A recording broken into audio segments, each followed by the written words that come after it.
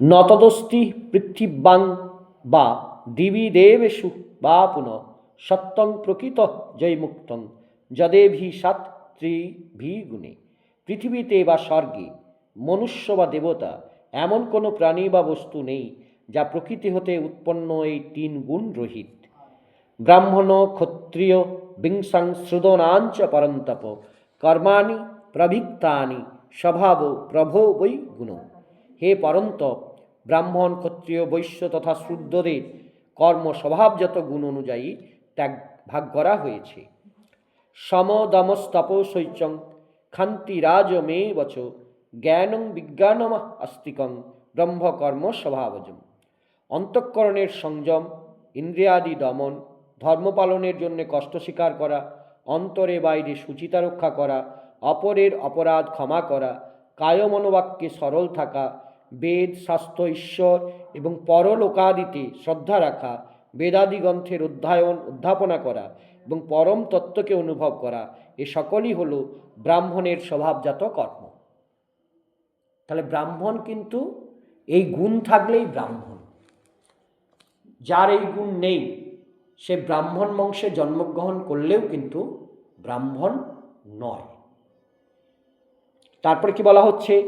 শৌর্যং তেজো ধৃতিদাক্ষং যুদ্ধে চাপ্য পলায়নম দানমিশ্বর ভাবশ্চ ক্ষত্রং কর্ম স্বভাবজম। শৌর্য, তেজ, ধৈর্য, দক্ষতা, যুদ্ধ হতে পলায়ন না করা, দান করা এবং শাসন ক্ষমতা, এই সবই হল ক্ষত্রিয়দের স্বভাবজাত কর্ম। তারপরে বলছে কৃষি গৌরক্ষ বাণিজ্যম বৈশ্যকর্ম স্বভাবজম পরিচর্যা তকং কর্ম শূদ্র সাপি স্বভাবজম। কৃষি, গোপালন, ক্রয় বিক্রয় রূপ সত্য ব্যবহার, এগুলি বৈশ্যদের স্বভাবজাত কর্ম এবং সর্ববর্ণের সেবা করা হল শূদ্রদের স্বাভাবিক কর্ম। সে কর্মণ্যভিরত সংসিদ্ধি লভতে নর সকর্ম নিরত সিদ্ধিং যথা বিন্দতি তচ্ছিন্ন। নিজ নিজ স্বভাবজাত কর্মে তৎপর ব্যক্তি ভগবত প্রাপ্তিরূপে পরম সিদ্ধি লাভ করেন। নিজ স্বাভাবিক কর্মে তৎপর ব্যক্তি কিরূপে কর্মের দ্বারা পরম সিদ্ধি লাভ করেন, আমার নিকট সেই বিধি শোনো। যত প্রবৃত্তি ভূতানাং যেন সর্বমিদং ততম সকর্মণা তমভচ্চ সিদ্ধিং বিন্দতি মানব। যে পরমেশ্বর হতে সমস্ত প্রাণীর উৎপত্তি হয়েছে এবং যিনি সমস্ত জগতে পরিব্যাপ্ত হয়ে আছেন, সেই পরমেশ্বরকে নিজের স্বাভাবিক কর্মের দ্বারা অর্চনা করা মানুষ পরম সিদ্ধি লাভ করে। শ্রেয়ান স্বধর্মে বিগুণ পরধর্মাৎ সনুষ্ঠিতাৎ স্বভাব নিয়তং কর্ম কুর্ব নাপ্নোতি কিল্লিশম। উত্তম রূপে অনুষ্ঠিত অন্যের ধর্ম হতে গুণরহিত স্বধর্ম শ্রেষ্ঠ, কারণ স্বভাব নির্দিষ্ট স্বধর্মরূপ কর্মে মানুষের পাপ হয় না।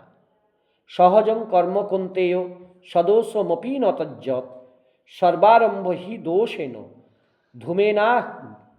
ধূমেনাগ্নি রি বা বৃতা।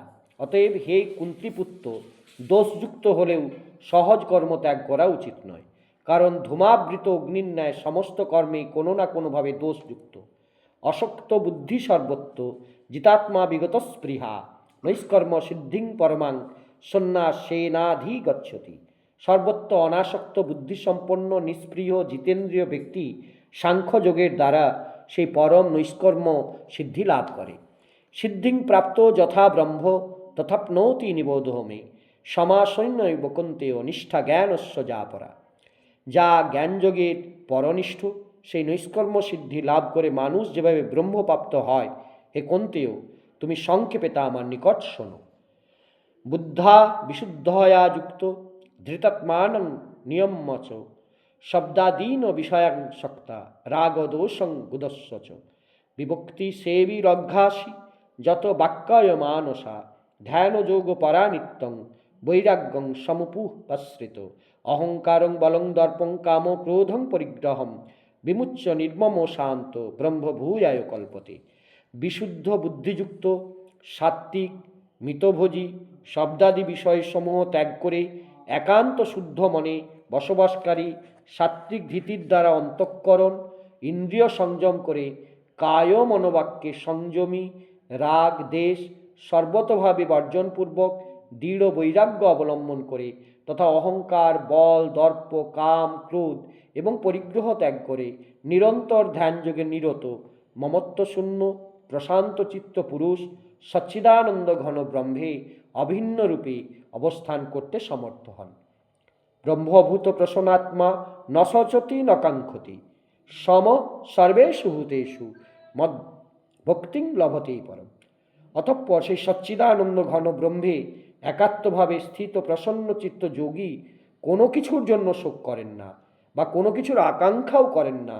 এইরূপ সর্বভূতে স্বভাবযুক্ত যোগী আমার পরাভক্তি লাভ করেন। তাহলে মূল কথাটা কি বলল?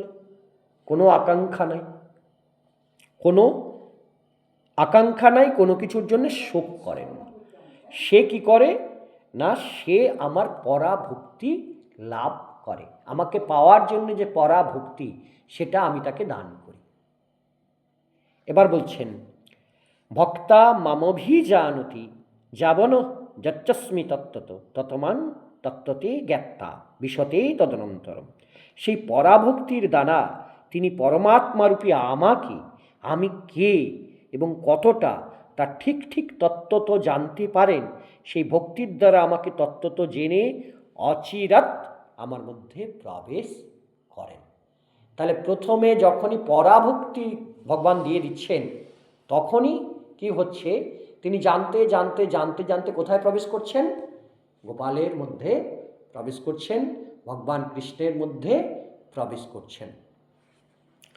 এবার বলছেন, সর্বকর্মান্নপি সদা কুর্বাণ মদপ্যাশ্রয়ম মৎপ্রসাদ দিবপ্নৌতি শাশ্বতং পদমব্যয়ম। মৎপরায়ণ, এই লাইনটা ভীষণ ইম্পর্টেন্ট। মৎপরায়ণ, মৎপরায়ণ কর্মযোগী সকল কর্ম সর্বদা করতে থেকেও আমার কৃপায় সনাতন অবিনাশী পরম পদ প্রাপ্ত হন। তাহলে মৎপরায়ণ মানে যিনি ভগবান কৃষ্ণকে ভালোবাসেন, যিনি গোপালকে ভালোবাসেন, তিনি কি হন? তিনি পরম পদ লাভ করেন। পরম পদ মানে ভগবান শ্রীকৃষ্ণের চরণ, গোপালের চরণ, এই হচ্ছে মূল বিষয়। চেতসা সর্বকর্মাণি ময়ি সন্ন্যাসং মৎপর বুদ্ধিযোগমুপাশ্রিত মৎচিত্ত সততং ভব। সমস্ত কর্ম মনে মনে আমাকে সমর্পণ করে সমবুদ্ধিরূপ যোগ অবলম্বন করে মৎপরায়ণ হয়ে নিরন্তর আমাতে চিত্ত রাখে।